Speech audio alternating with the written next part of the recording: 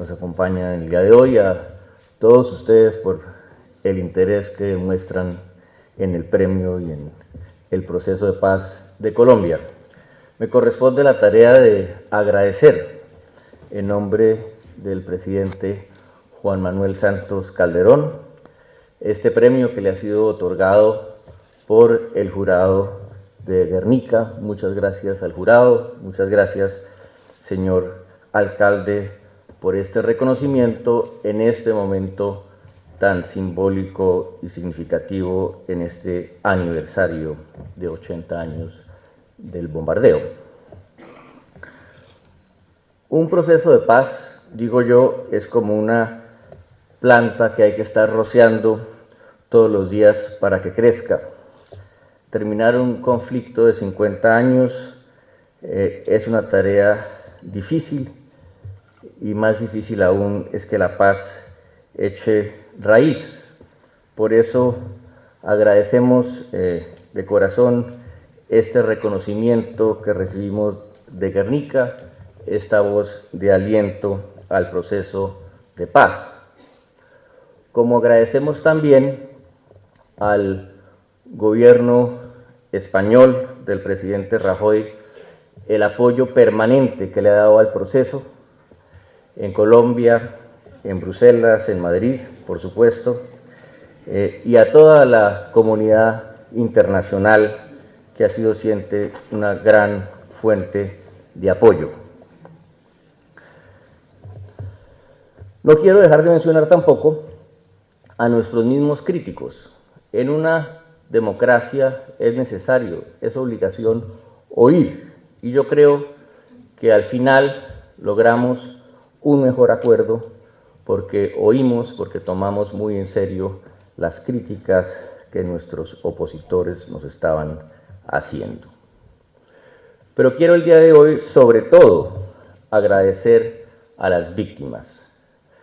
Si la paz es una construcción, también sería una construcción vacía en el caso de Colombia si no hubiera tenido el compromiso, el liderazgo moral, y yo me atrevo a llamarlo el liderazgo espiritual que han ejercido las víctimas de Colombia todos estos años, las miles de víctimas que hablaron, que participaron en los diferentes foros que organizamos en Colombia, y sobre todo, diría yo, las 60 víctimas que viajaron a darnos su testimonio conmovedor en La Habana.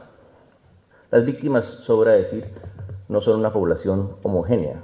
Hay diferentes posiciones, opiniones, pero lo que yo he encontrado es que mayoritariamente las víctimas en Colombia han apoyado el proceso de paz. Eso es lo que yo he visto, eso es lo que yo he oído. ¿Y por qué lo han hecho? En primer lugar, dicen, porque justamente no quieren que nadie más sufra como ellas sufrieron. No quieren que ese sufrimiento, que el conflicto mismo se repita. Las cifras aterradoras del conflicto colombiano son conocidas.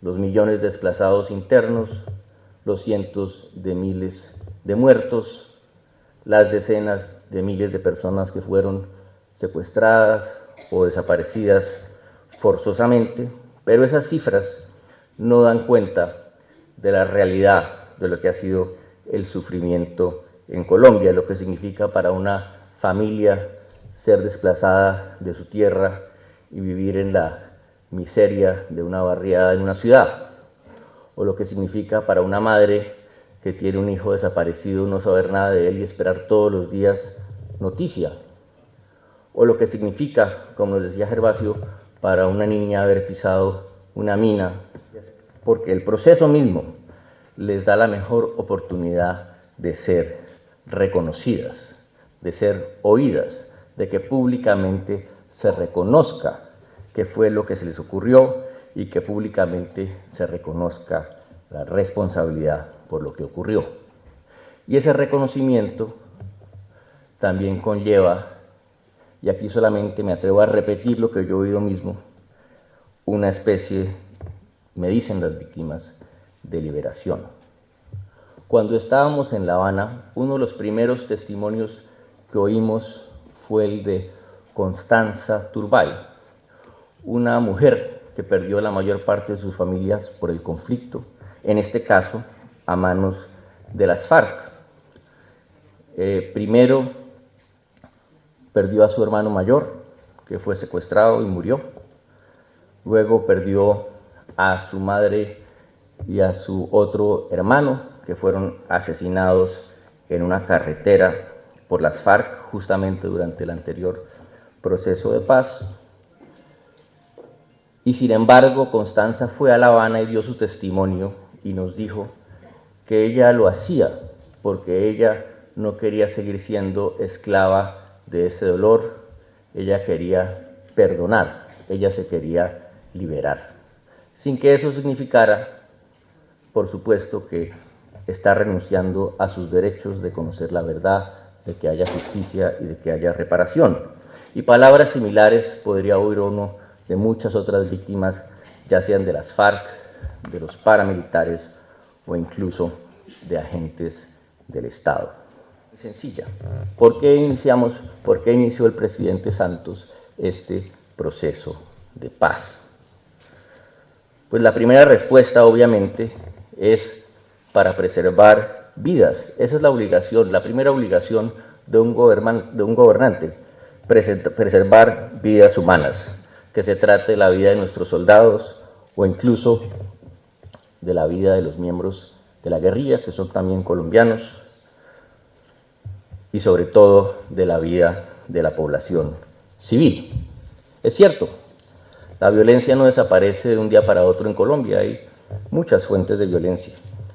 Y es cierto, como hemos dicho muchas veces, que la firma del acuerdo no representa el fin, sino más bien el comienzo del proceso. La verdadera tarea la tenemos ahora frente a nosotros.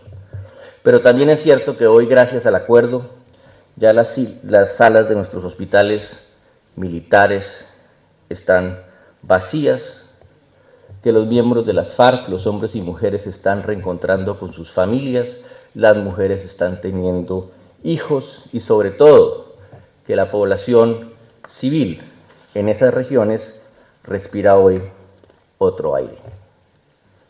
Pero más allá de esa razón, que en sí debería ser suficiente razón para hacer un proceso de paz, que es proteger la vida de nuestros ciudadanos, el proceso tiene una ambición mayor y es garantizar la no repetición del conflicto.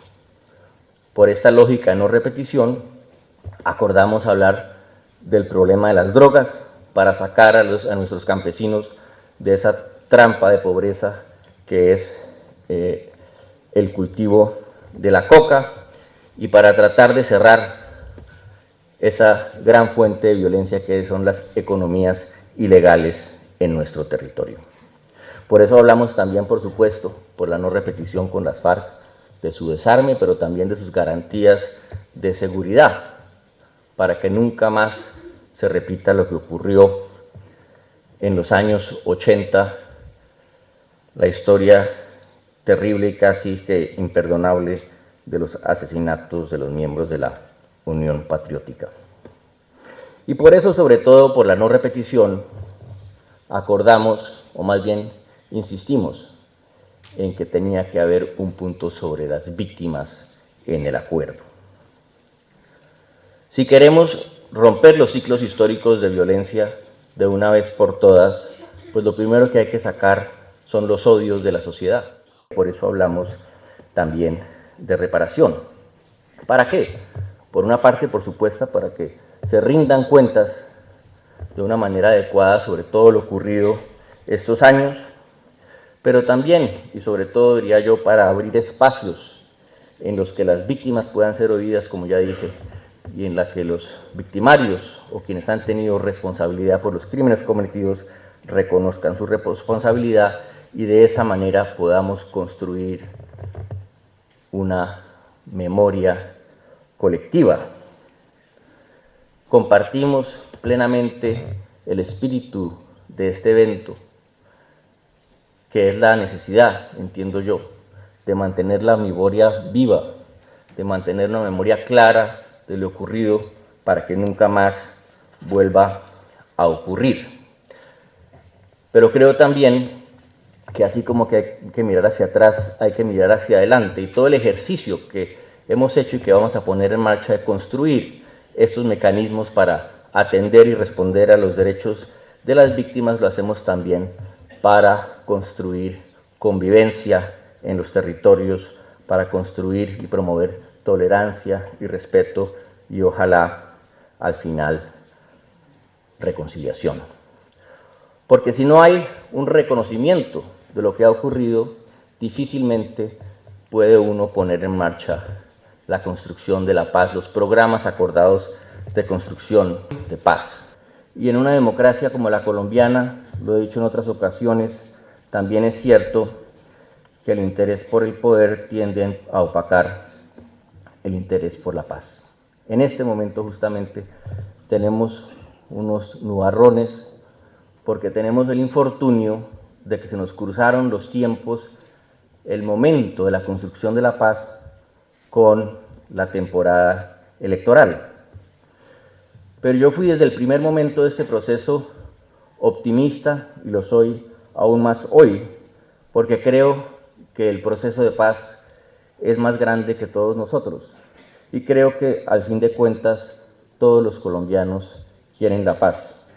Y en la medida en que, como ya está ocurriendo en los territorios, se vean hechos que convenzan a la gente que después de 50 años fue posible terminar el conflicto, en la medida que construyamos una memoria colectiva que sea la base para la convivencia y la reconciliación futura, creo yo que este camino tan largo que hemos recorrido, que este proceso tan difícil que hemos puesto en marcha, no tendrá marcha atrás. Muchas gracias.